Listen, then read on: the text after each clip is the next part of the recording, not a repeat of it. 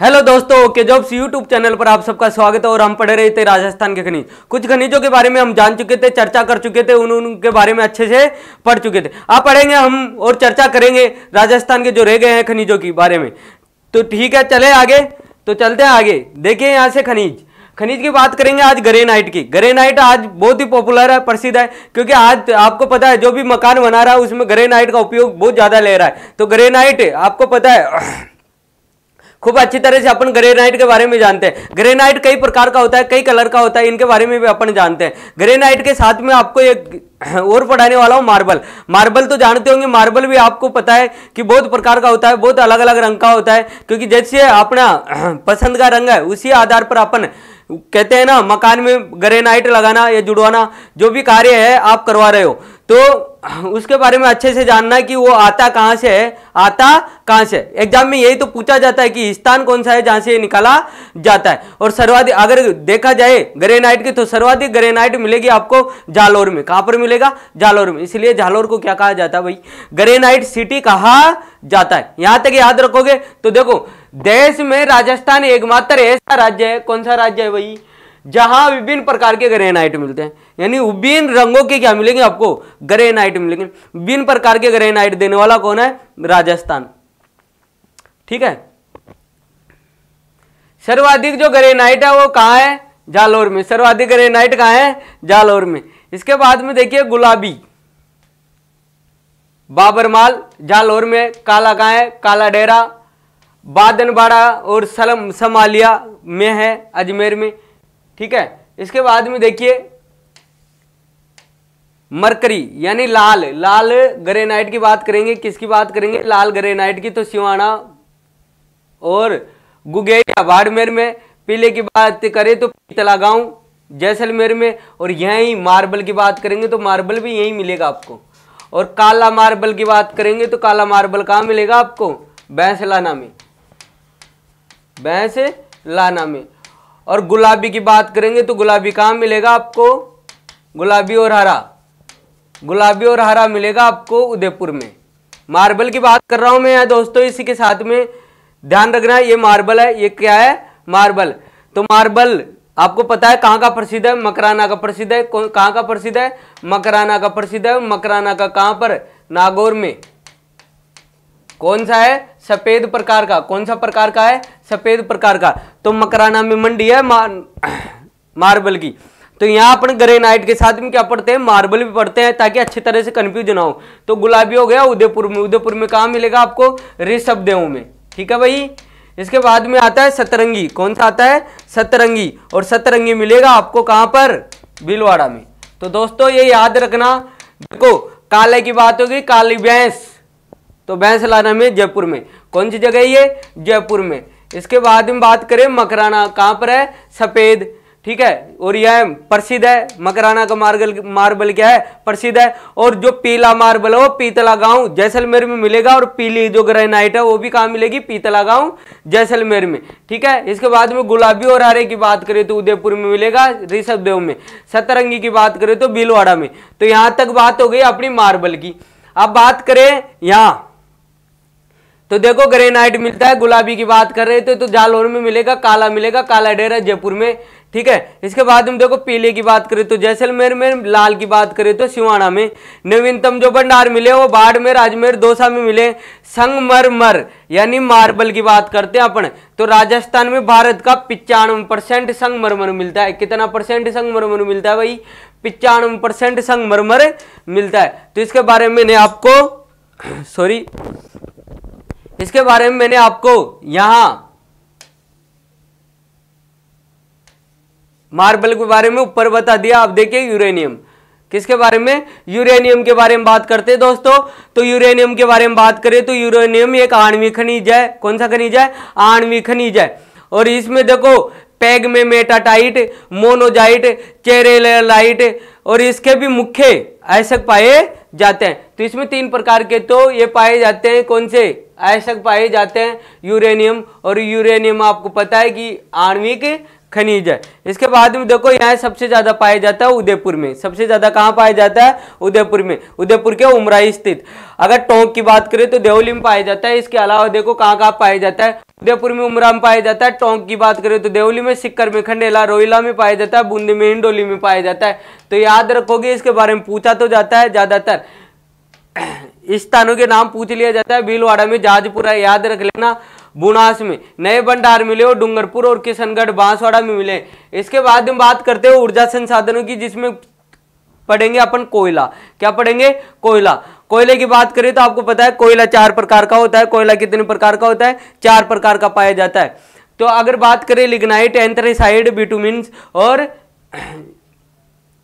एक प्रकार का और पाया जाता है ना, तो इस प्रकार से अपने याद कर सकते हैं इसको।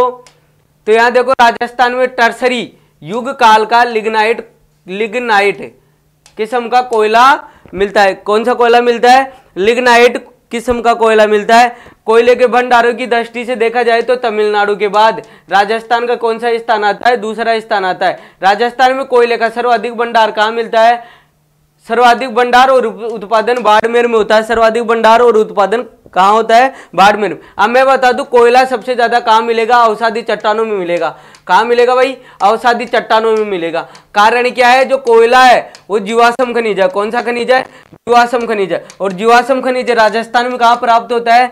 पश्चिमी मरुस्थल में। पश्चिमी मरुस्थल में। तो इतना याद रखना, अगर आ जाए पेपर में तो आपको पश्चिम मरुस्थल वाले जिले आते हैं तो आपको टिक करके आना है। अगर उसमें पूर्वी अरावली पर्वत के जिले आ जाते हैं तो आपको उनको छोड़ के आना है। तो इस प्रकार से आप इसको याद कर सकते हो, क्योंकि सबसे ज्यादा भंडार कहाँ मिले हैं? बाड़मेर में। कहाँ मिले हैं? बाड़मेर में। कहाँ पर मिले भाई?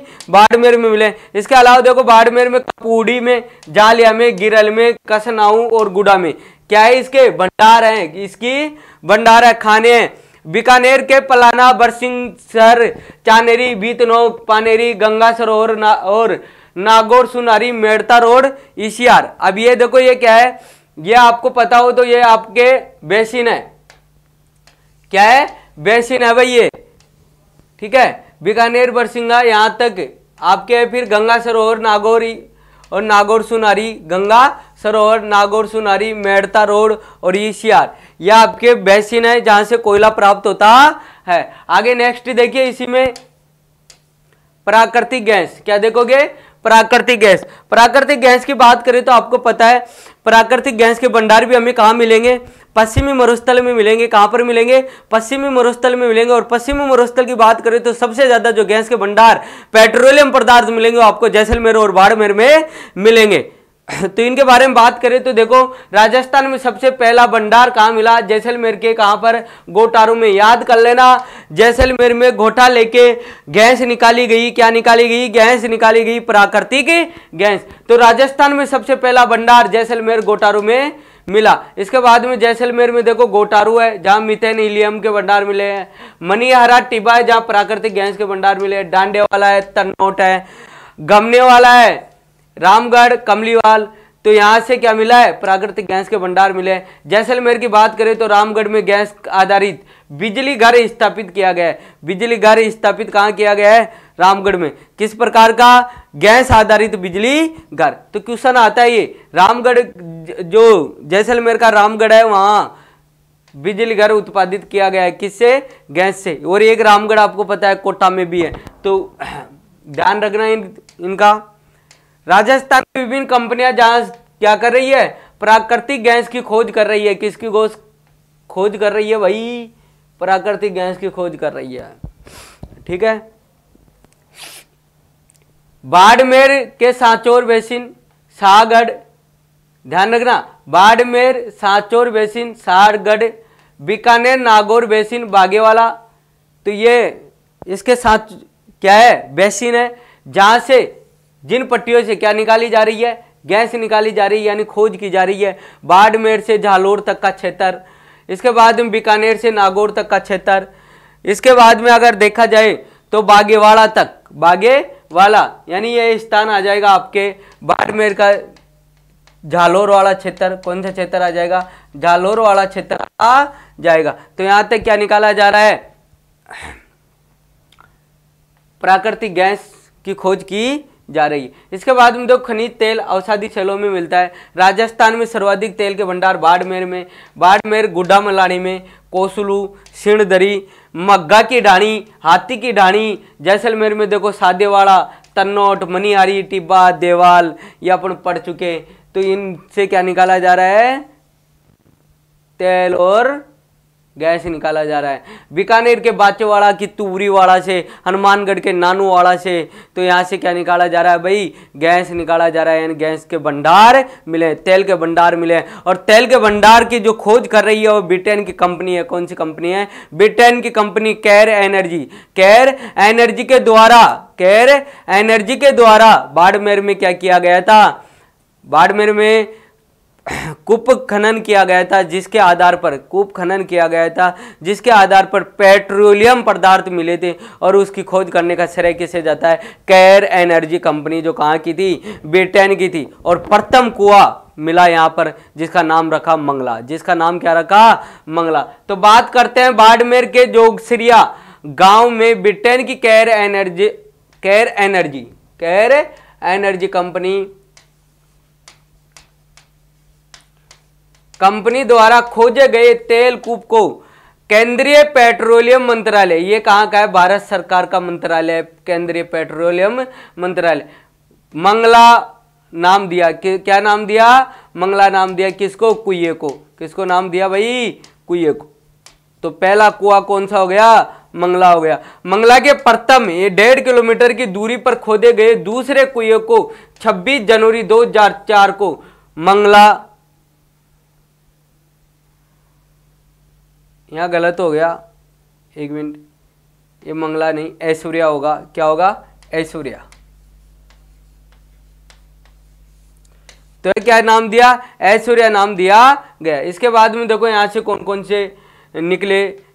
मंगला, ऐश्वर्या, सरस्वती, विजया, भाग्यम, राजेश्वरी, कामेश्वरी, गुड्डा, बाड़मेर, सांचौर बाड़मेर सांचौर बेसिन में स्थित है। तो कौन कौन से हो गए? मंगला हो गया, ऐश्वर्या हो गया, सरस्वती हो गया, विजय हो गया, भाग्यम हो गया, राजेश्वरी, कामेश्वरी, ये यहाँ के कुएं हैं। तो इनके बारे में बात करेंगे। इसके अलावा बात करते हैं अपन दोस्तों यहाँ की जो अपने राजस्थान का राज्य खनिज विकास निगम है, उसकी बात करते हैं।